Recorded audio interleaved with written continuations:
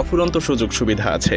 যেমন এখানে থাকবে না কোনো বস, আপনি সম্পূর্ণ একা। নিজের ইচ্ছা মতো ঘুমাতে পারবেন, মাছ ধরতে পারবেন, যা মন চায় তাই করতে পারবেন। আপনার কাজ থাকবে শুধুমাত্র দেখা যে এই লাইট হাউসের বাতিটা ঠিকঠাকভাবে জ্বলছে কিনা, কখনো বন্ধ হয়ে গেলে আবার অন করে দিবেন। ব্যাস, এতটুকুই। আপনাকে আর কিছুই করতে হবে না। সারাদিন শুধু পায়ের উপরে পা তুলে ঘুমিয়ে থাকবেন। কিন্তু মজার ব্যাপার হলো, এত সুযোগ সুবিধা থাকার পরেও এটা পৃথিবীর মধ্যে সবচাইতে ভয়ঙ্করতম একটা কাজ। কারণ এই লাইট হাউস ঠিক একদম সমুদ্রের মাঝে স্থাপন করা হয়। এখানে থাকা অবস্থায় আপনি কারো সাথেই যোগাযোগ করতে পারবেন না। একাকিত্ব আপনাকে সবসময় ঘিরে থাকবে।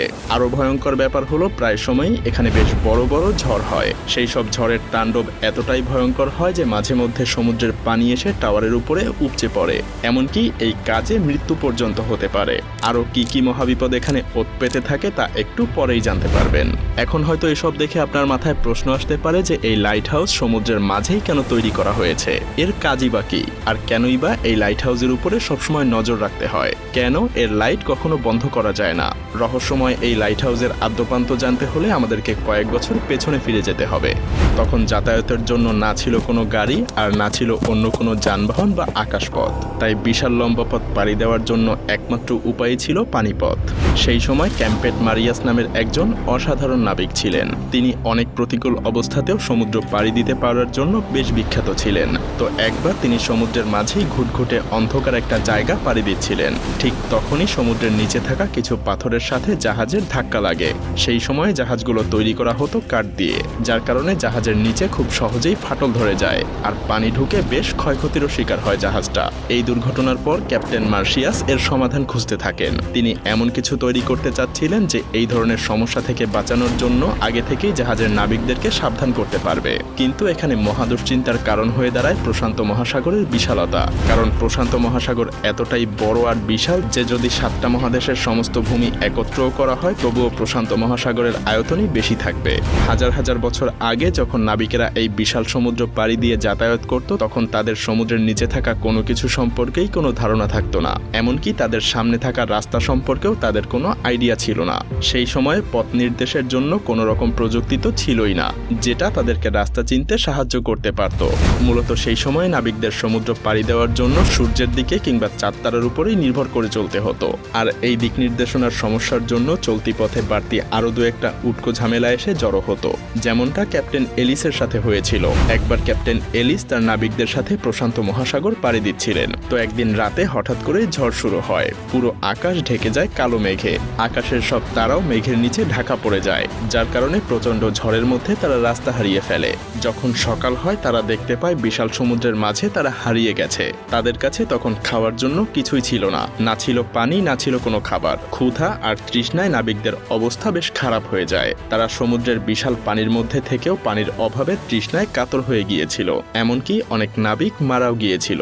এরপর অনেক কষ্টে ক্যাপ্টেন তীরের দেখা পায়। এরপরেই মূলত লাইট হাউস তৈরির যাত্রা শুরু হয়।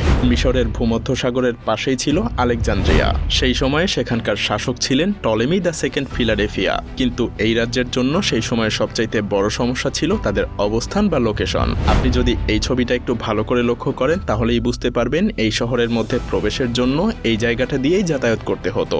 আর এই জায়গাটার আশেপাশে অনেক বড় বড় পাথর ছিল, যার ফলে এই শহরে বাণিজ্য করতে আসা জাহাজগুলো যখন এই রাস্তা দিয়ে পার হতো তখন খুব সহজেই পাথরগুলোর সাথে জাহাজগুলোর ধাক্কা লাগতো। আর এর ফলে কখনো কখনো এসব জাহাজগুলো ডুবে যেত কিংবা বড় ধরনের কোনো ক্ষয়ক্ষতির সম্মুখীন হতো। তাই দিন দিন এই রাজ্যে বাণিজ্যিক জাহাজ কমে যাওয়ার কারণে অর্থনৈতিক দিক দিয়ে বেশ পিছিয়ে পড়তে থাকে।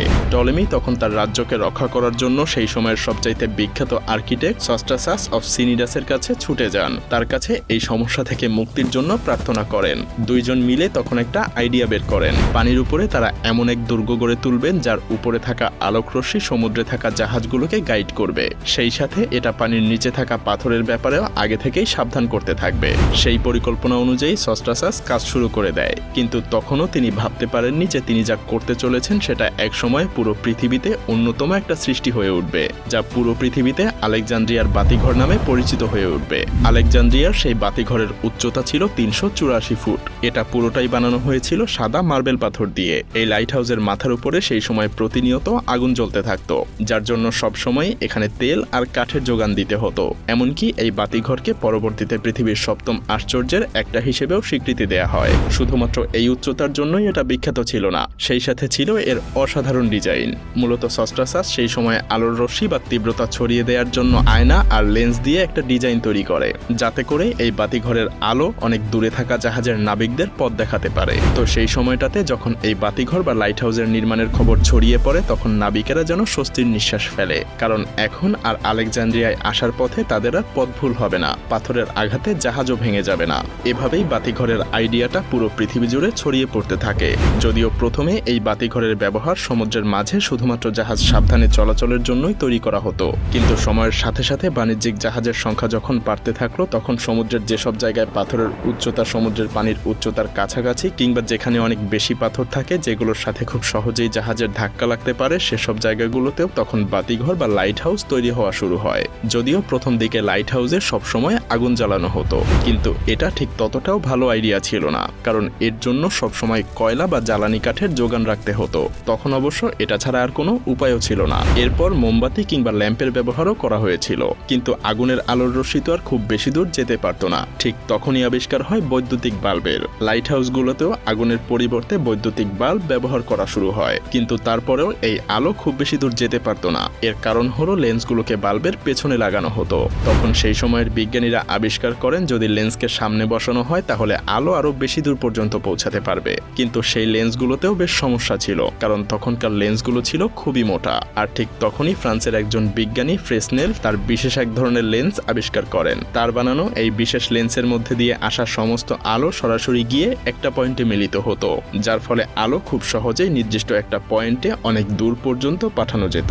বর্তমান সময়ে প্রায় সব লাইট হাউসেই ফ্রেসনেলের সেই লেন্স ব্যবহার করা হয়। লেন্সের এই আবিষ্কার লাইট হাউসকে এক নতুন রূপ দিয়েছিল, যে কারণে এখনও সমুদ্রের বুকে জাহাজগুলো নিরাপদে যাতায়াত করতে পারে। কি লাইট হাউসের ভয়ঙ্কর এই দিকগুলো জানার পরে আপনার বুকের ধুকধুকানি আরো বেড়ে গিয়েছে? হ্যাঁ, আর এজন্যই কোনো স্বাভাবিক মানুষকে এত পারিশ্রমিক দেওয়ার পরেও নির্জন এই লাইট হাউসে থাকতে চায় না, কারণ কেউ কখনোই নিজেকে এই ভয়ঙ্কর এবং নির্জনতার মাঝে হারাতে চায় না।